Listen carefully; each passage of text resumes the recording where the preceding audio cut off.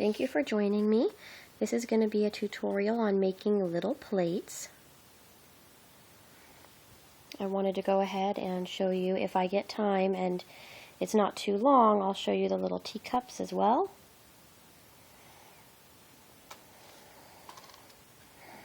So what I have here is some clay that I marbled. You can have plain colors, solid colors, you can marble as well.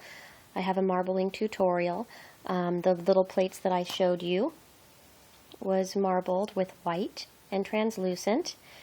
The tutorial that I'm going to have linked to this is actually a cup of tea tutorial where I made the plates and the cups. So you're going to see the cups and the plates in one tutorial for the written in the description.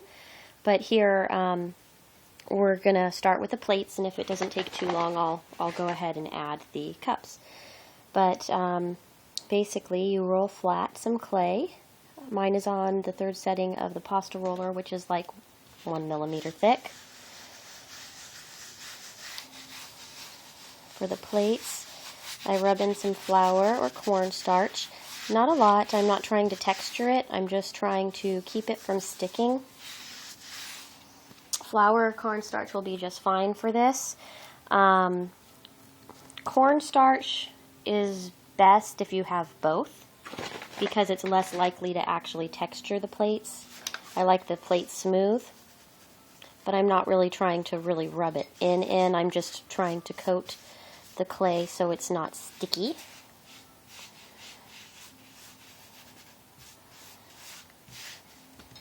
Okay, so on both sides are like that. Now this is a Kemper pattern cutter. I have every single size of the round ones because I like to make roses and all sorts of stuff with it, cookies. Anyhow, you just choose a place to cut it and cut it out. The size of this cutter is 3/8 of an inch, and I like to smooth the side just a little bit. Could go around and smooth it. It's actually not necessary to do this step because of the way we finish our plates, but I still like to smooth them a little bit. So now you have that, and what I like to do is go in a circle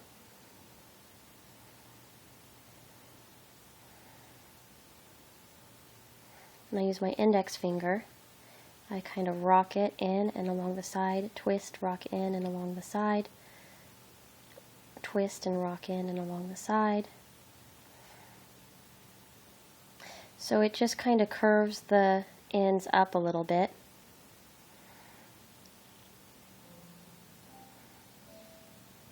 Without distorting it. And there is our plate. It's hard to see here that the edges are turned up, but they are. Let me do one more. But it's just kind of going right inside and rocking your finger from one direction to the other. I'm doing it with my left hand. You can do it with your right hand as well. But you twist. And I use the tip of my index finger where it's rounded, where I just kind of rock it from one way to the next. With the other hand, it would look like this. You just rock away from yourself.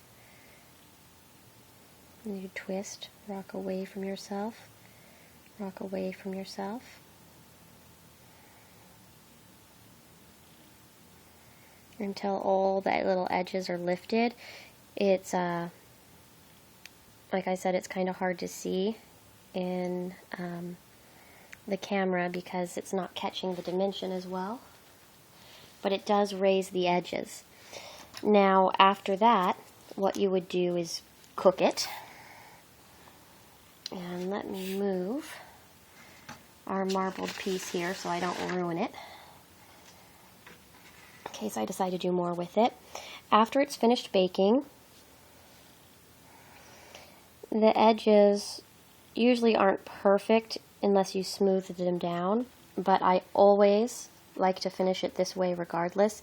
This also helps me clean off the flour and cornstarch, but in my baking pan I have a little bit of water, not a lot, just a little bit, to catch any polymer clay dust, so it won't be floating in the air and you breathing it. And then here's some wet dry sandpaper. This one's 400 grit, but what I do is I take the plate and I pull it and twist. Pull and twist. Pull and twist. And I do this until the sides of my plate are perfectly round and finished. And there we go. It's only been 5 minutes, so no, I'll go ahead and I'll make a separate tutorial real quick for the cups. And the plates and cups will all be included on the written tutorial, which is a cup of tea tutorial. So that same tutorial will be attached to this and to the cups. I'll see ya next time. Thanks. Bye.